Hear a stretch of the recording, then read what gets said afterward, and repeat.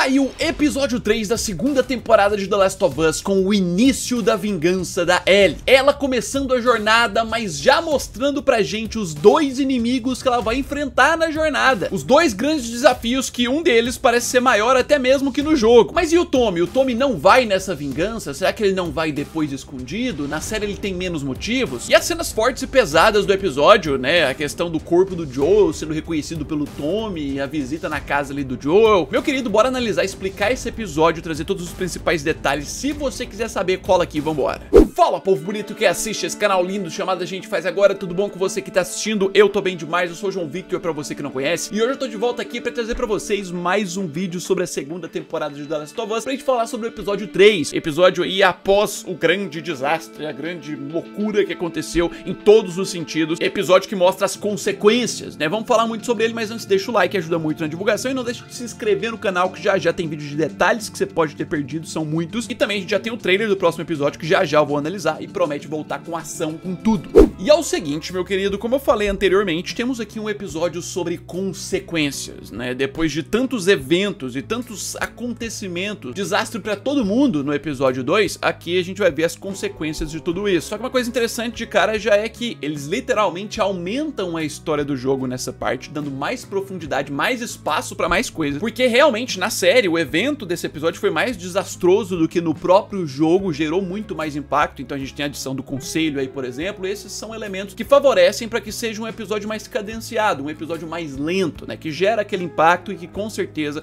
vai gerar aquelas avaliações negativas. O episódio para acalmar os ânimos, que sinceramente vai ser chato de assistir em alguns pontos, esse aqui é às vezes, mas você não pode negar que é um episódio necessário, ele é muito importante. É um episódio literalmente que tem o papel de começar a temporada. É como se a temporada fosse começar a partir daqui, porque a história mesmo que vai levar até a terceira temporada, onde vão contar a segunda metade do jogo, é aqui, a partir daí do passeato. Tudo que a gente teve anteriormente foi só prólogo, foi só preparativo. Mas aí vamos ponto a ponto, cena a cena, cronologicamente, igual a gente sempre faz. A gente tem um início, né, umas primeiras cenas que são tão pesadas quanto a forma como o episódio 2 terminou. É literalmente uma continuação direta dali, né, esse espaço curto aqui pra mostrar as consequências imediatas, pra depois mostrar as consequências a longo prazo, depois do salto temporal. Tipo, a gente tem um foco em Jackson, mas a gente não tem o foco do Tommy recebendo notícia, mas a gente tem o foco dele tendo o primeiro impacto, ele vendo a morte do seu irmão na frente, o que é uma adição visceral, macabra e forte demais pra série, que não tem no jogo, ele encontrando o corpo dele. Eu acredito que essa cena, e depois a outra cena lá no final, quando a Ellie e a Dina encontram o corpo dos Serafitas, é muito pra mostrar pra série, né, dar aquela cartada dizendo o seguinte: ó, aqui tá um episódio calmo, com menos violência, mas a gente não vai ter dó de mostrar coisa pesada, ainda vai ter muito mais coisa pesada. Tanto essa cena do corpo do Joel, quanto a dos Serafitas mortos lá, é isso. Eu fiquei tentando imaginar, porque é novo até pra quem veio do jogo, né? Eu fiquei tentando imaginar o que tava passando na cabeça do Tommy nesse momento, perdendo uma cidade que ele tá há anos ajudando a construir, uma evolução gigantesca, e ao mesmo tempo perdendo a única conexão de sangue que ele tem ali, que é o irmão dele. Saindo do Tommy, né, também de consequência direta, a gente tem a questão da Ellie, ela passando ali, né, pelo um dreno ali, porque quebrou a costela, como eu falei nos detalhes do outro episódio, deu pra perceber, dá pra escutar o crack lá quando o Manny chuta ela. Quebrar a costela é um processo doloroso e demorado de recuperação, é por isso que Ellie fica internada aqui. E assim, mesmo que esses primeiros minutos sejam mais aterrorizantes, a gente também tem a ida pro hospital e o foco na Ellie aqui como o lado bom, né? Apesar de todos os mortos, que o Tommy tá lá no necrotério vendo eles, aqui também tem os que ficaram vivos, estão feridos, mas ficaram vivos, é o lado bom da coisa. E é a partir disso que o episódio vai fazendo essa transição leve pro salto temporal, porque depois que a gente tem esse salto de 3 meses depois dos acontecidos, a gente tem tudo mais leve, tudo mais tranquilo, as pessoas mais calmas depois de tudo. Tipo, aqui a gente vê que aquela famosa frase vai ficar tudo bem prevaleceu. Realmente vai ficar tudo bem. Realmente eles estão reconstruindo e realmente eles devem fortalecer a cidade mais ainda, porque eles perceberam que por mais que estavam preparados não foi suficiente. Só que aqui tem um pontinho que me incomoda e eu fico na dúvida. Vamos ver se mais pra frente isso resolve, que é a questão do Tommy. A questão de que a ferida pro Tommy parece que curou mais rápido, curou mais fácil. né? Isso pode ser muito pelo apego familiar que ele tem. Ele tem outras pessoas a se preocupar. Perdeu muito em Jackson, mas ele ainda tem a família dele. Ele ainda tem um filho dele, que é o Benjamin. Ele tem a cidade voltando. Eu acho que é muito por isso que o Tommy aparece até sorrindo aqui. Só que isso incomoda um pouquinho no sentido de que não me convenceu de que o Tommy vai querer praticar a vingança na série. De que ele vai querer ir atrás, de que ele vai querer ir pra Seattle também. Pode ser que depois ele vá, dê motivações suficientes, até porque ele já tem as informações. Esse episódio a Dina passa. Mas não me convenceu por enquanto. Vamos ver depois. Na sequência eu quero falar sobre a conversa da Ellie com a Gale, que assim, a gente vê como a série dá uma importância a mais pra essa personagem nova, que é essa terapeuta que não tem no jogo. Era quem o Joel se abriu, mas que não se abriu totalmente. E aqui a gente tem um paralelo, tá? Do mesmo jeito que o Joel falou com essa terapeuta e escondeu muita coisa dela, a própria questão do marido dela e como ele realmente morreu vai ser mostrado depois em flashback, o Eugene. Do mesmo jeito que o Joel escondeu coisas, a Ellie também esconde coisas dela aqui. Tipo, na cena a gente tem algo que preocupa, porque a Ellie fala que não conversou com o Joel depois do que aconteceu lá no baile. Ela dá a entender pela fala aqui que naquela cena mesmo que ela vê ele de frente à casa, ela poderia ter conversado, mas não conversou. Que preocupa quem vem do jogo, porque no jogo tem aquela cena deles conversando. E a gente falou no vídeo de detalhes do outro episódio que é bem possível que tenha. E eu continuo achando que teve. Porque como eu disse, no início do episódio 2, antes mesmo do Joel morrer, né, quando mostra a Ellie acordando no dia seguinte, depois da briga, a gente tem muito foco no violão lá no quarto dela. Em 2 takes aparece o violão e um deles, o principal foco é o violão. Sendo que a última vez que esse violão tinha aparecido foi no final do episódio 1, na mão do Joel lá na varanda, porque ele tava arrumando o violão. E na cena a Ellie só passa, ela não pega o violão. Ou seja, teve um momento do Joel entregando o violão. Um momento que a Ellie simplesmente tá omitindo e ela finge isso pra Gale. Te garanto que aqui ela não falou a verdade pra Gale quando ela disse que não teve outra conversa com o Joel, principalmente por esse ponto do violão, mas também porque em outra coisa que ela não fala a verdade. Que é o momento que a Gale pergunta pra Ellie qual teria sido o mal que o Joel fez pra ela, né? Que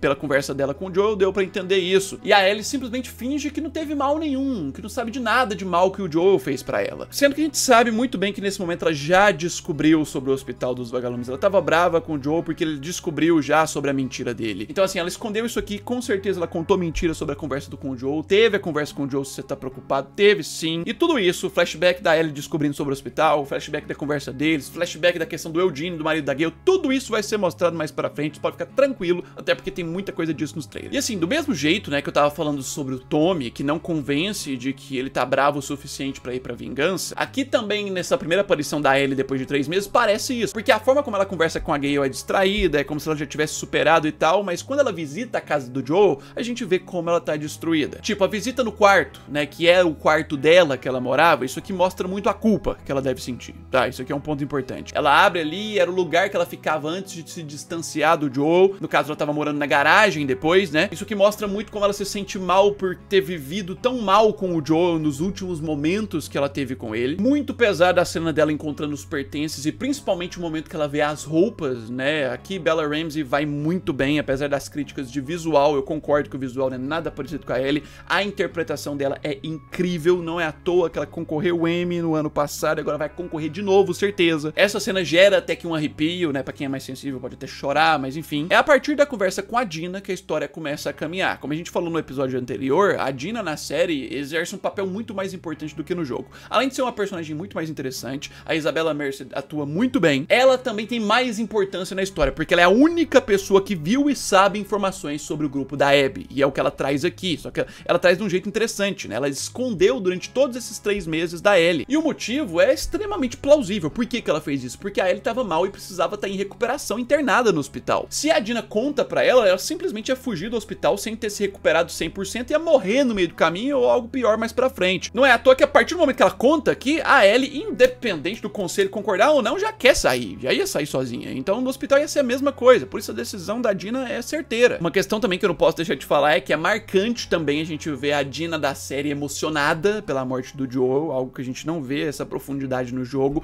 mostra como ela tem essa conexão, ela diz que amava ele também. Até no meu outro vídeo de detalhes da semana passada eu falei, é como se fosse a segunda filha aqui na série. Mas indo para as informações sobre o grupo da Abby, né, que a Dina consegue passar aqui, eu achei interessante como eles resolveram para explicar como é que a Dina descobriu. Porque uma coisa que eu tava até pensando, a gente já sabia que ia ser a Dina que ia contar, ela que viu e ouviu tudo, ela viu a mochila, só que pensando bem, o que ela viu relacionado à localização é só sobre a sigla, WLF. Só pela sigla não dá pra você saber que é Washington Liberation Front. Como é que ela descobriu sobre a sigla? Ela associou essa sigla a algo que ela já ouviu viu no passado. De quem? Do Eugene, o marido da Gale, que era um ex-vagalume, que quando ainda era vivo, ele chegou a comentar sobre outros grupos que ele ficou sabendo, grupos que derrubaram a Fedra em suas cidades. Um deles era a WLF, que chama Washington Liberation Front, que fica lá em Seattle. Então assim, o tal do Eugene sendo mais importante ainda na trama da série. E aí a gente vai ter mais citações sobre o Eugene, pra você ver como eles agregam pontos que no jogo só fazem uma partezinha pequena. E assim, aqui a gente chega no ponto do episódio onde a história é mais encorpada, ela é mais aumentada na série do que no jogo, porque assim, a gente tem uma tendência de sempre a série ser um pouco mais rushada do que a história do jogo, porque realmente só vai tocar nos pontos mais principais, não tem gameplay. Só que aqui, pelo contrário, a história da série nessa parte, ela é mais lenta, porque as consequências são muito maiores, são muito mais problemas.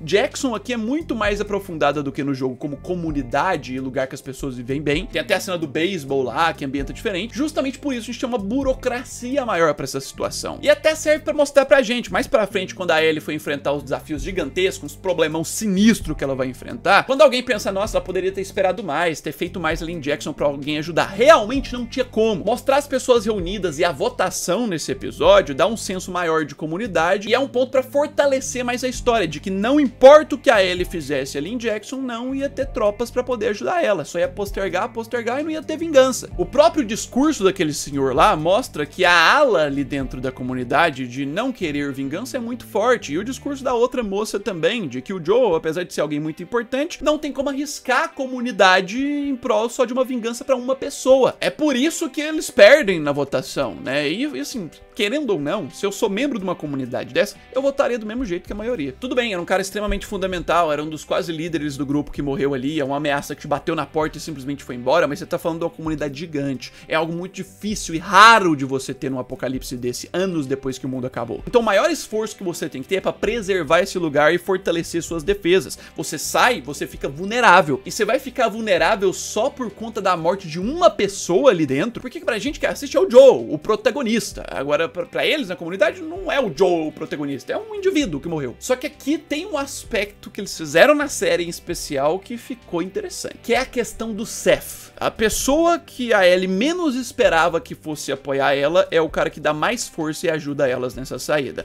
O cara que foi preconceituoso com ela e com a Dina lá no primeiro episódio. O cara que tinha menor probabilidade de apoiar o Joe, inclusive, porque a última vez que ele teve contato com o Joe empurrou ele fortão no chão. Só que mesmo assim, isso aqui mostra que não tem a ver com ressentimentos nem nada, é o posicionamento mais como alguém incisivo mesmo, que quer a vingança, mas não só a vingança, quer proteger a cidade das pessoas que podem voltar e atacar de novo. Mas colocar ele pra defender o lado da Ellie, colocar ele pra poder ajudar a Ellie e a Dina, entregar a arma pra Ellie lá no final do episódio quando ela tá saindo, é muito simbólico. Porque se eu não me engano, no jogo, o último contato que o Seth tem com a Ellie ali depois de tudo aquilo é a hora do sanduíche lá, que ele vai pedir desculpas e a Ellie caga pra ele. Agora aqui na série, saiu numa sensação mais amistosa depois de tudo isso. E assim, eu sei que no meio disso tem o aparecimento lá dos Serafitas e tal, já vou tocar nesse ponto, mas vamos deixar ali pra aquela parte do final que a gente explica tudo. Antes disso, eu preciso tocar no ponto dessa cena, da conversa do Tommy com a Gale, e a ambientação dessa cena. Um parque, um jogo de beisebol, um negócio muito bonito, que isso aqui não serve só pra ser bonito, tá? Serve pra mostrar o senso de comunidade e mostrar pra gente outro motivo do porquê eles perderam na votação, porque a maioria votou em não ir pra Seattle. Essa cena tem a função de justificar o medo que as pessoas têm de perder aquilo ali, de mostrar pra gente como o lugar é bom, como o lugar é evoluído num nível assim, uma comunidade gigantesca, algo muito raro de se ver no mundo apocalíptico como esse. E é justamente por isso que as pessoas não vão colocar em risco uma comunidade inteira por conta da morte de uma pessoa, né? Nem pra salvar uma pessoa, é pra vingar uma pessoa. Tudo bem, no discurso da Ellie, lá no negócio ainda na reunião, ela fala que não é vingança, é justiça, mas a forma de justiça que ela quer é por meio da vingança. Ela quer uma justiça no padrão olho por olho, dente por dente. Você matou, eu vou matar. Então esse é o formato de justiça dela, que é o formato vingança. Não tô falando que é certo ou errado, mas basicamente ela só deu voltas no discurso dela. E assim, indo pra cena da fuga, que a Ellie tá se preparando pra escapar sozinha e tudo mais, eu quero dar um destaque grande pra Dina, se dispondo muito em ajudar, que não vai nem tentar convencer a Ellie do contrário. Ela na série funciona como aquela personagem conforto, aquela personagem que você que tá assistindo, você tá motivado em ver a Ellie fazendo a vingança, né? Você quer ver ela fazer a vingança. Então a Dina vai ser aquela pessoa que sempre vai te ajudar, você sempre vai estar feliz com ela. Ela tá ali pra apoiar, é o servo, ela tá, ó, aqui tá os mantimentos que você precisa, toda a lista de coisas, todo o planejamento realista, né? Que a gente não tem todo esse planejamento no jogo. E assim, a gente tem a ajuda do Seth, a saída delas, a visita no túmulo do Joe, que é outra cena interessante, bonita de se ver, que aqui tem um simbolismo simbolismo da Ellie deixando o café, que era algo que o Joel gostava muito e que é outra coisa que faz mais referência ainda àquela cena da conversa na varanda,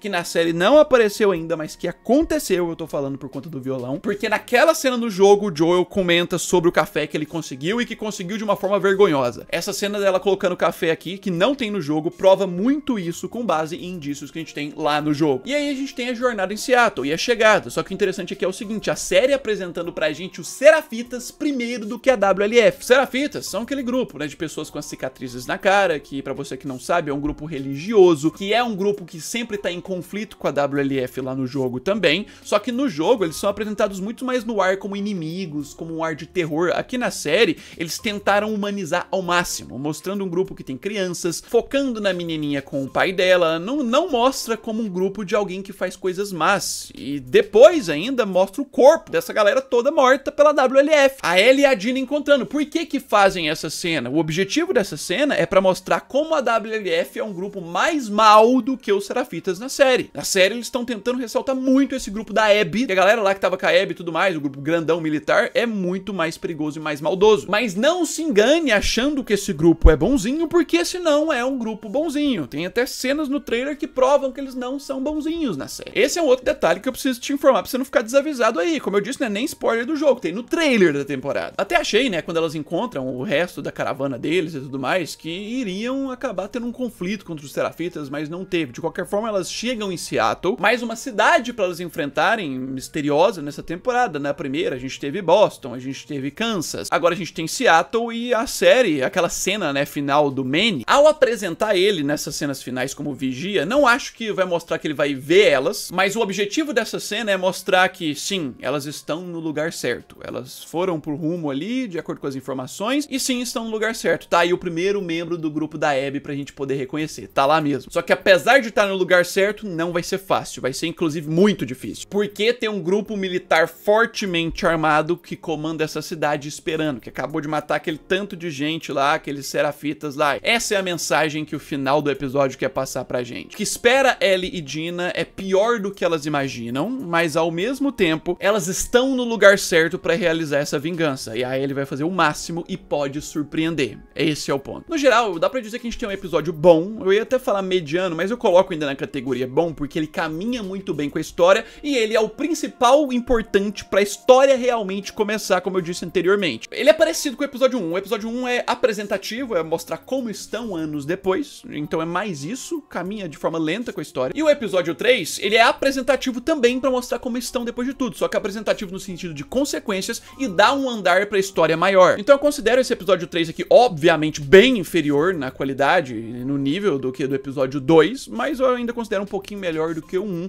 É aquele episódio lento da temporada pra acalmar os ânimos, mas que é bem necessário. Coloca nos comentários o que você achou sobre ele. Claro, a gente tem mais detalhes, easter eggs, referências que a gente vai trazer no vídeo em seguida. Geralmente sai na segunda-feira às 6 horas, então não deixe de se inscrever no canal pra você não perder. Deixa esse like, ajuda muito na divulgação. Já já eu tô de volta no mais, é isso aí. Um abraço, fui!